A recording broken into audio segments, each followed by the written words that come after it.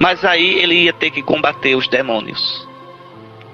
Vai-se ao deserto para lutar contra os demônios.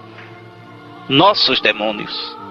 Entrar no deserto é entrar no domínio dos demônios e combatê-los frente a frente. Neste combate, os místicos sempre tiveram consciência que lutavam pela humanidade toda. Sua vitória era a vitória da humanidade. Sua vitória sobre os demônios tornava o mundo mais transparente e saudável. É assim. Mas como dizia Elisabeth Lézé, toda alma que se eleva, eleva o mundo. Quando a gente melhora humanamente, quando a gente se torna mais de Deus, mais transparente, a gente também melhora o mundo. A gente melhora as relações ao redor da gente. Uma pessoa em paz consigo, uma pessoa centrada em Deus, ela pode levar a paz a tanta gente. Um monge russo, São Serafim de Sarov, dizia: conserva em paz o teu coração e uma multidão se salvará ao teu redor. E é verdade. Então, veja, o monge sabia que o combate dele ainda hoje é assim. É pelo mundo todo. É a humanidade como família, a humanidade como um todo, que se torna melhor, mais transparente, mais saudável. Eu repito, a gente nunca teve tanta gente doente como no mundo atual. Né? Doente, alienada de si, presa a tanta bobagem, a tanta coisa superficial. Pode olhar, o mundo de hoje multiplica eventos. É Copa, é Olimpíada, é Carnaval fora de época. Por que se multiplicam os eventos? Para distrair a gente. A vida, na sua cotidianidade, vai se tornando insuportável. Querem ver outro sinal dessa doença? O turismo. Não é que o turismo em si seja mau. O turismo em si não é o mal. Mas é uma febre turística. Andar. Fugindo de mim.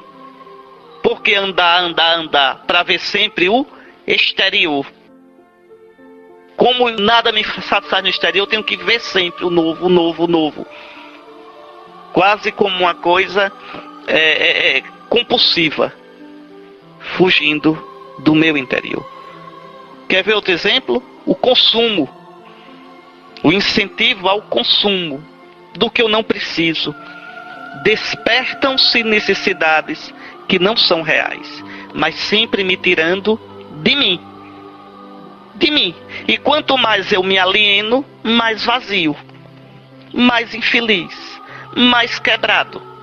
É um processo terrível de alienação. Se eu não tiver isto, eu não sou feliz. Veja, como se a minha felicidade estivesse fora de mim, nisto. Quando a minha felicidade verdadeira está em mim. Em mim. Mas não é em mim sozinho. É porque Deus está em mim. O Espírito de Deus, o Espírito que Cristo me deu, está em mim. Então existe um processo, e a gente entra nisso, de alienação. Então é preciso voltar para nós. Há muitos tipos de desertos. Há deserto e desertos. Por exemplo, o deserto do próprio corpo, como uma doença, a velhice, as consequências de um acidente, são desertos. Né? O deserto do coração, o desejo não realizado, um amor frustrado, as securas, né? A solidão, os aborrecimentos, a experiência do desamparo, das carências, as melancolias. O deserto da inteligência, quando aquilo que acontece no mundo ou acontece comigo, eu não posso compreender. O que significa essa violência? O que significou aquela injustiça que foi feita e ninguém repreendeu, ninguém restaurou a justiça? O que significa, por exemplo, a dor daqueles que foram vítimas dessas cheias em Alagoas e Pernambuco? são coisas que nos colocam em crise. Tudo que me coloca em crise é deserto. Tudo que me coloca em crise. Pode ser no corpo, no afeto, na inteligência.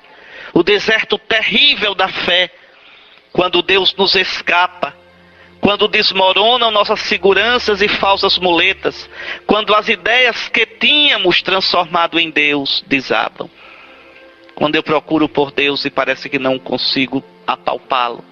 Parece que Deus é uma sombra, que Deus é irreal. Vejam, são desertos. O deserto de uma coisa que eu queria muito e frustrei.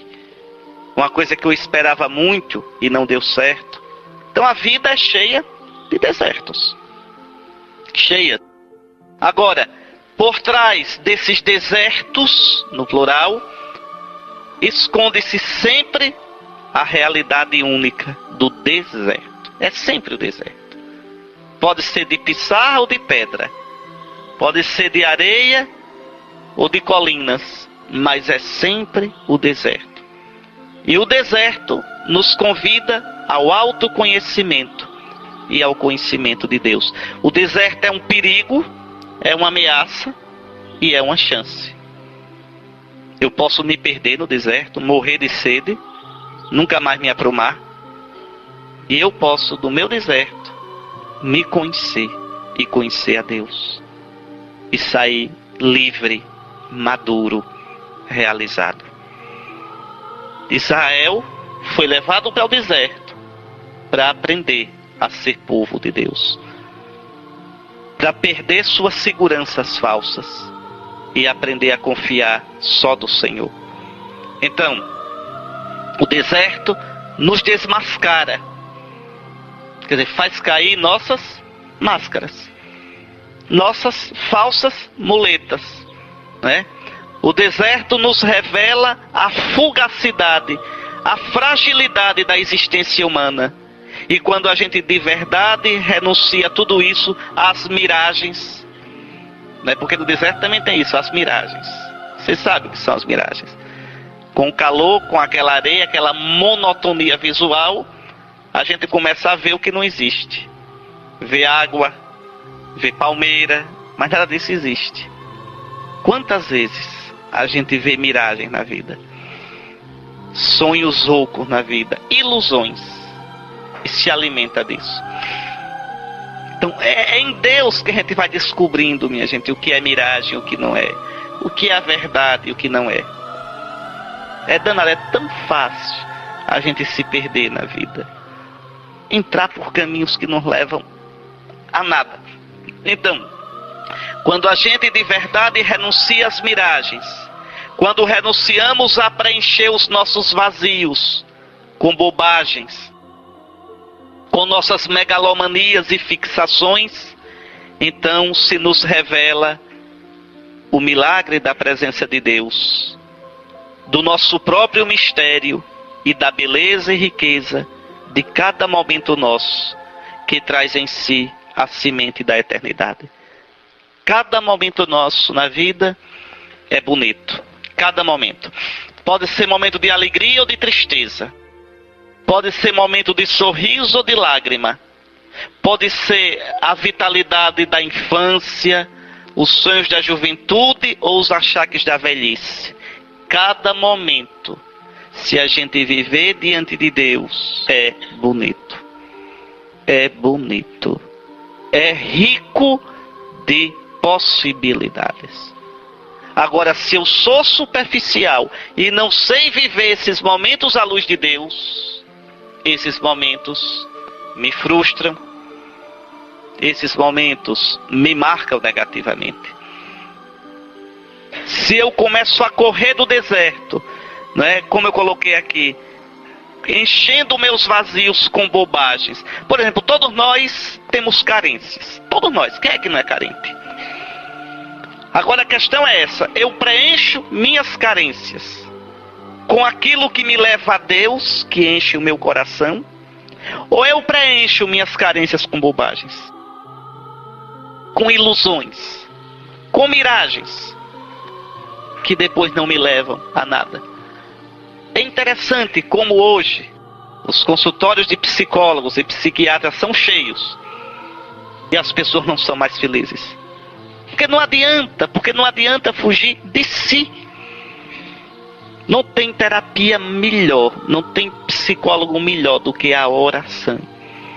Mas a oração verdadeira, que não é repetir mantras e fórmulas para me sentir em paz comigo mesmo. Não é isso. Não é olhar para o próprio umbigo. É olhar a Cristo na cruz, que diz: aprendei de mim, vinde a mim. Entrar na dinâmica de Cristo, que foi todo para o Pai, todo para os irmãos. Aí a gente encontra a cura. Aí a gente encontra a pérola de grande valor, o tesouro escondido no campo. Aí a gente encontra a paz. Aí a gente descobre o reino de Deus. Então, não adianta, porque a nossa tendência é essa. É fugir, né, das nossas carências, enchê-las com bobagens.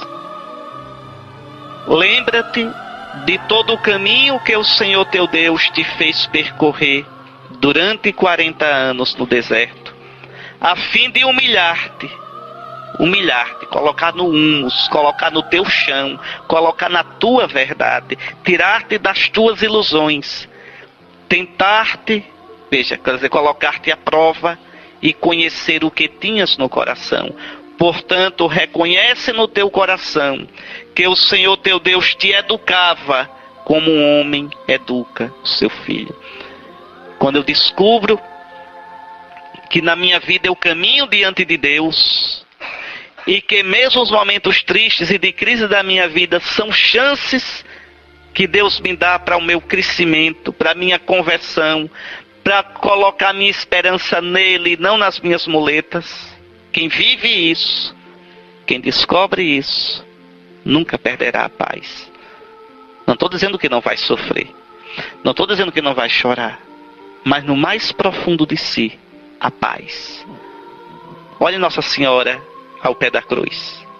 Quanta força, quanta integridade, quanta dignidade.